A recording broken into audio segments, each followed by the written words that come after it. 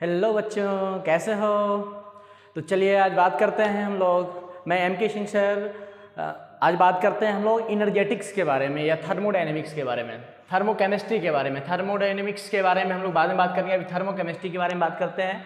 तो थर्मोकेमिस्ट्री में हम लोग क्या करते हैं कि किसी केमिकल इक्वेशंस में किसी बैलेंस केमिकल इक्वेशंस में उसके फिजिकल स्टेट्स, रिएक्टेंट्स और प्रोडक्ट्स का उसका हीट के साथ क्या एक्सचेंज है, इसके बारे में हम लोग सीखेंगे। तो पहले बात यहाँ पे लिखा कि थर्मोकेमिस्ट्री का इंफॉर्मेशंस, ये gives the informations about the physical states of reactants and products in a balance chemical equation and relation with the heat exchange, either heat is absorbed or released. This is called thermochemistry. देखेंगे जैसे ये chemical equations है water का formations का, तो water बना रहे हैं हम लोग, इसको बनाएंगे हाइड्रोजन और ऑक्सीजन से। हाइड्रोजन गैसियस और ऑक्सीजन गैसियस वाटर बन गया। तो ये वाटर 1 मोल बन रहा है। ये इसको बनाने के लिए हम लोग 1 मोल हाइड्रोजन और आपका इधर आधा मोल ऑक्सीजन ले रहे हैं, तो ये बैलेंस केमिकल इक्वेशन है। तो इस बैलेंस केमिकल इक्वेशन में जो इंथैल्पी होगा, जो हीट एक्सचेंज होगा, उसको हम लोग इंथैल्पी ऑफ रिएक्शन या हीट ऑफ रिएक्शंस बोलेंगे। तो डेल्टा एच बराबर डेल्टा आर एच। और ये दूसरा, अगर यही चीज़ अगर वाटर बना रहे हैं, सिर्फ हाइड्रोजन ऑक्सीजन ले लेंगे, वाटर बना देंगे, तो ये बैलेंस नहीं है। यहाँ पे इसका 2 एटम है, यहाँ 1 एटम है, यहाँ पे मतलब ऑक्सीजन का 2 एटम है, तो यहाँ पे 2 और आपका जो है ऑक्सीजन 1 एटम है। तो ये बैलेंस केमिकल इक्वेशन नहीं है। तो इसका इंथैल्पी ऑफ रिएक्शन, इसका इंथैल्पी जो होगा, इंथैल्पी ऑफ रिएक्शन इसका नहीं होगा। जबकि H2 प्लस O2 मिलकर के H2O2 बन रहा है, तो ये इसका इंथैल्पी ऑफ रिएक्शन होगा। डेल्टा एच बराबर डेल्टा आर एच होगा।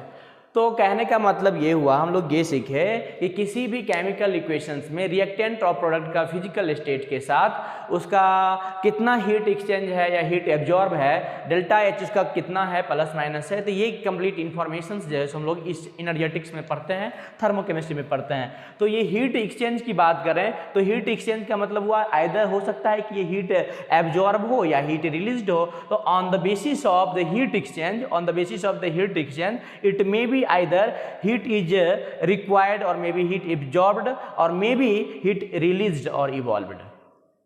In those chemical equation heat is required, those chemical equations are called endothermic reactions, and in those reactions heat will be released are known as exothermic reactions.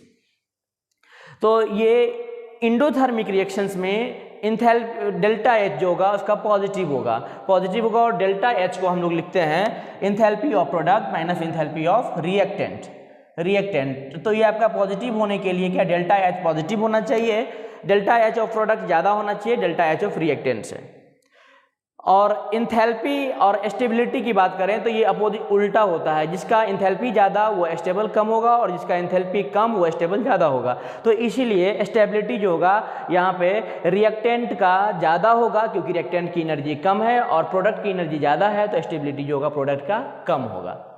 और इसका represent कैसे किया जाता है, तो इसको represent कोई भी केमिकल इक्वेशंस हो रहा है, मान लीजिए ए से बी जा रहा है, तो ये ए आपका रिएक्टेंट है, बी प्रोडक्ट है, तो ऐसे में इसका डेल्टा एच अगर कुछ भी दिया हुआ है प्लस में, plus x calorie plus x joule, तो ये इंडोथर्मिक रिएक्शंस को रिप्रेजेंट कर रहा है। या ऐसे भी हम लोग लिख सकते हैं, ये कुछ एनर्जी का वैल्यू प्रोडक्ट साइड कुछ माइनस में लिखा हुआ है, इसका मतलब ये हुआ कि बी का एनर्जी ज़्यादा है, मतलब प्रोडक्ट का एनर्जी ज़्यादा है रिएक्टेंट से, तो इससे भी हम लोग पकड़ लेंगे कि वो एक इंडोथर्मिक रिएक्शन होगा। या ये कुछ एनर्जी आप रिएक्टेंट में जोड़ रहे हो, तब जाकर के रिएक्टेंट्स की बॉन्ड टूट रही है और ये प्रोडक्ट में कन्वर्ट हो रही है, तो इससे भी हम लोग कहेंगे कि वो केमिकल इक्वेशन जो होगा इंडोथर्मिक रिएक्शंस होगा। जैसे कुछ एग्जांपल्स आपका fusion reactions, vaporisation reaction, sublimation reaction, dissociation reaction, photosynthesis reaction, ये सभी रिएक्शंस में हम लोग क्या करते हैं, हीट देते हैं, तब जाकर के ये प्रोसेस होता है। जैसे फ्यूजन में आइस को आप वाटर में कन्वर्ट करने के लिए, इसमें हुआ आइस को, H2O सॉलिड को आप कन्वर्ट करते हो H2O लिक्विड में, तो इसके लिए आप एनर्जी देते हो, मतलब इसका जो डेल्टा एच होगा कुछ पॉजिटिव में होगा, तो ये आपका एक इंडोथर्मिक रिएक्शन होगा। वेपोराइजेशंस में क्या, वाटर लिक्विड, यहाँ पे वेपोराइजेशंस में H2O लिक्विड कन्वर्ट होगा आपका H2O गैसियस में, तो यहाँ पे भी कुछ एनर्जी दोगे तो ये भी डेल्टा एच इसका जो होगा कुछ पॉजिटिव होगा। सब्लिमेशंस में आपका जैसे सॉलिड आपका डायरेक्ट गैस में कन्वर्ट होगा, तो H2O सॉलिड आपका H2O सॉलिड आपका H2O गैस में कन्वर्ट होगा, तो यहाँ पे भी कुछ एनर्जी आप सप्लाई करोगे, इसका भी डेल्टा H कुछ पॉजिटिव होगा। डिसोसिएशन माने कोई चीज़ को आप ब्रेक कर रहे हो तो उसके लिए भी आपको हीट देना पड़ेगा, जैसे KClO3 है, इसको हीट दोगे तब जाकर के ये KCl और O2 में कन्वर्ट होगा, तो इसमें इसका भी डेल्टा H आपका पॉजिटिव होगा, ये भी एक आपका इंडोथर्मिक रिएक्शन होगा। फोटोसिंथेसिस रिएक्शन, इसमें CO2 और H2O मिलकर के आपका ग्लूकोज का फॉर्मेशन हो रहा है C6H12O6 प्लस O2, तो इसमें भी आप क्या एनर्जी यहाँ दोगे तब जाकर के ये प्रोडक्ट बनेगा। तो ये वो सभी रिएक्शन, ये सभी वैसा रिएक्शन है जिसमें आप एनर्जी सप्लाई करते हो तब ये रिएक्शन हो पाता है, इसीलिए ये सभी कैसे रिएक्शंस हो गए, तो इंडोथर्मिक टाइप के रिएक्शन हो गए। अब हम दूसरे टाइप के रिएक्शंस की बात करें एक्सोथर्मिक टाइप के रिएक्शंस में, तो इसमें क्या होगा कि हीट रिलीज्ड होगा या इवॉल्व्ड होगा, तो इसका डेल्टा H जो होगा निगेटिव हो जाएगा। डेल्टा H का मतलब enthalpy of product minus enthalpy of reactant, negative होगा मतलब हो गया एंथैल्पी ऑफ प्रोडक्ट कम होगा और एंथैल्पी ऑफ रिएक्टेंट ज़्यादा होगा। अगर एंथैल्पी अगर ज़्यादा होगा मतलब स्टेबिलिटी कम होगा किसका, रिएक्टेंट कम, और स्टेबिलिटी ज़्यादा होगा किसका, प्रोडक्ट का, तो वही चीज़ लिखा है, स्टेबिलिटी ज़्यादा होगा प्रोडक्ट का, स्टेबिलिटी और कम होगा रिएक्टेंट्स का। इसको रिप्रेजेंट करेंगे कैसे, कोई केमिकल इक्वेशंस में अगर डेल्टा H जो है सो माइनस में लिखा हुआ है, माइनस समथिंग कैलोरी और जूल में लिखा हुआ है, तो ये आपका एक्सोथर्मिक रिएक्शंस होगा। या यही डेल्टा H के वैल्यू को हम लोग क्या करेंगे कि प्लस में प्रोडक्ट साइड इसको प्लस में करके लिखेंगे, मतलब प्रोडक्ट बनने के साथ साथ कुछ हीट भी निकल रहा है, तो ये एक एक्सोथर्मिक रिएक्शंस होगा। तो इससे भी पकड़ लेंगे एक्सोथर्मिक रिएक्शन है, इसे भी पकड़ लेंगे, या रिएक्टेंट साइड में कुछ हीट आपका लिखा हुआ रहेगा माइनस में, मतलब इतना हीट यहाँ से आपने क्या किया, इसका एनर्जी यहाँ पे ज़्यादा है, इतना एनर्जी इसके इतना से तब जाकर के प्रोडक्ट बन रहा है, तो इस तरह से भी एक्सोथर्मिक रिएक्शंस को रिप्रेजेंट किया जाता है। तो जिस तरह से यहाँ पे आपने देखा जस्ट अपोजिट चीज़ें हैं, या तो अगर डेल्टा H निगेटिव में है, या प्रोडक्ट में कुछ जुड़ा है, या अगर रिएक्टेंट में से कुछ घट रहा है, तो इस तीन तरीके से एक्सोथर्मिक रिएक्शंस को आप रिप्रेजेंट कर पाओगे। रही बात इसके एग्जाम्पल्स का, तो एग्जाम्पल्स देखेंगे कंबशन रिएक्शंस, कोई भी वैसा प्रोसेस वैसा केमिकल रिएक्शंस जिसमें हीट इवॉल्व्ड होता है, हीट रिलीज होता है, उसे हम लोग कहेंगे एक्सोथर्मिक रिएक्शंस।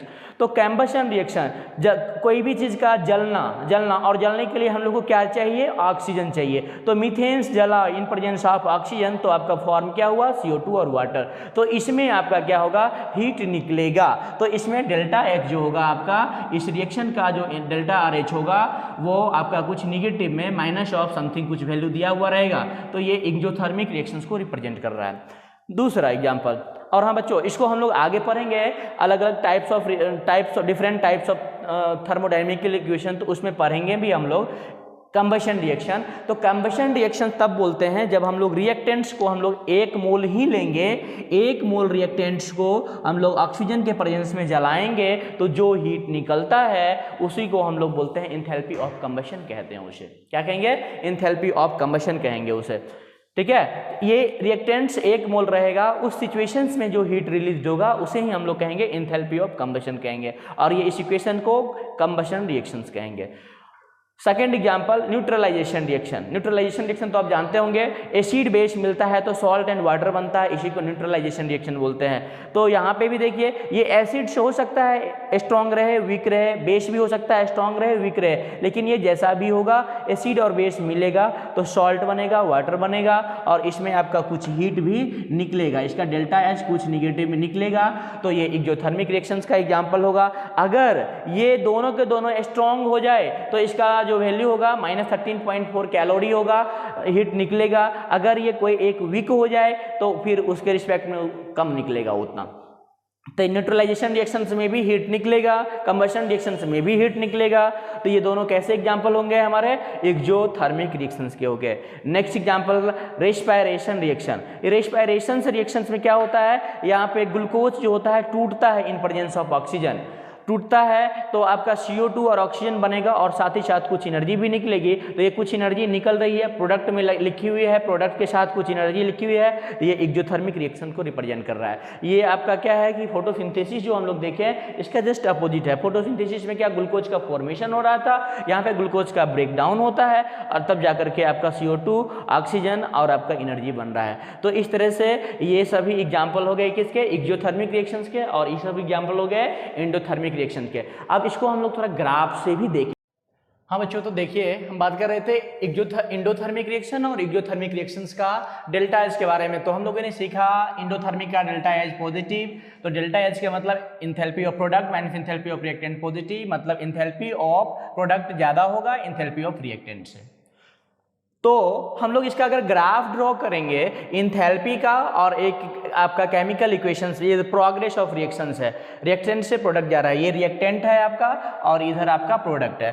तो क्या होना चाहिए कि मेरा प्रोडक्ट का इंथैल्पी ज़्यादा होना चाहिए रिएक्टेंट से। तो देखिए ये आपका ये रिएक्टेंट का एनर्जी है, आपने इसमें एनर्जी सप्लाई किया तो ये रिएक्टेंट एनर्जी लिया, इस ट्रांजिशन स्टेट में आया और तब जाकर के ये क्या हुआ, प्रोडक्ट में कन्वर्ट होना शुरू हुआ। तो देखिए यहाँ से ये जो है ईपी आपका ये हुआ मतलब इंथैल्पी ऑफ प्रोडक्ट, और ER मतलब हुआ इंथैल्पी ऑफ रिएक्टेंट, ये हुआ। तो ईपी प्रोडक्ट का इंथैल्पी ज़्यादा है ना रिएक्टेंट से, तो ये कंडीशंस आपका होगा इंडोथर्मिक का ग्राफ ऐसा होगा। प्रोडक्ट वाला का जो होगा, ये प्रोडक्ट वाला का एनर्जी रिएक्टेंट वाला से ऊपर रहना चाहिए, और इसी दोनों एनर्जी का जो गैप होगा, एनर्जी डिफरेंस होगा, उसी को हम लोग कहेंगे डेल्टा एच कहेंगे। तो ये समझे होंगे। इसके बाद देखिए ये रिएक्टेंट जो होगा, इसको प्रोडक्ट में जाने के लिए एटलीस्ट आप ये एनर्जी सप्लाई करोगे तभी ना ये प्रोडक्ट में जा पाएगा।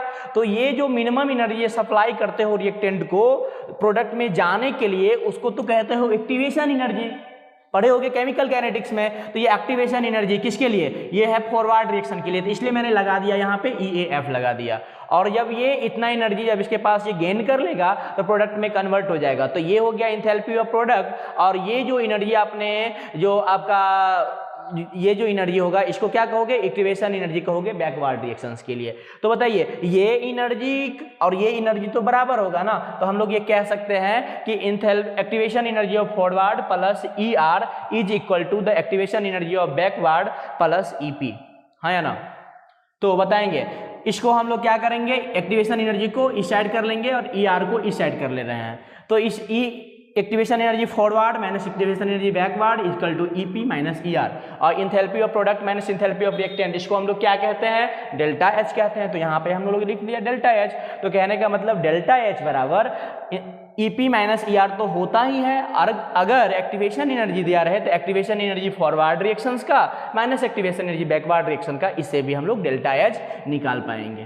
ठीक है, तो ये रहा इन्फॉर्मेशन किसके रिगार्डिंग, इंडोथर्मिक रिएक्शन के रिगार्डिंग। अब एक्सोथर्मिक में बात करेंगे तो सेम यही प्रोसेस, बस यहाँ पे डेल्टा H नेगेटिव, तो enthalpy of product minus reactant should be negative. तो प्रोडक्ट का वैल्यू कम होना चाहिए रिएक्टेंट से, तो प्रोडक्ट का वैल्यू कम होना चाहिए रिएक्टेंट से। तो अगर इसको ग्राफ में आप एनालाइज करेंगे, इंथैल्पी और एक साइड है प्रोग्रेस ऑफ रिएक्शन, तो प्रोडक्ट का एनर्जी कम होना चाहिए रिएक्टेंट से। तो ऐसा तब हो पाएगा जब आपका प्रोडक्ट वाला साइड जो होगा रिएक्टेंट वाले साइड से जब वो नीचे आ जाएगा, तब देखिए ये EP का वैल्यू कम हो गया और ये आपका ER का वैल्यू ज़्यादा हुआ। तो ऐसा होना चाहिए। तो इसमें देखिए ये जो हो गया ER का एनर्जी लेवल, ये हो गया EP का एनर्जी लेवल, तो ये दोनों का एनर्जी डिफरेंस जो होगा इसको हम लोग कहेंगे डेल्टा H कहेंगे।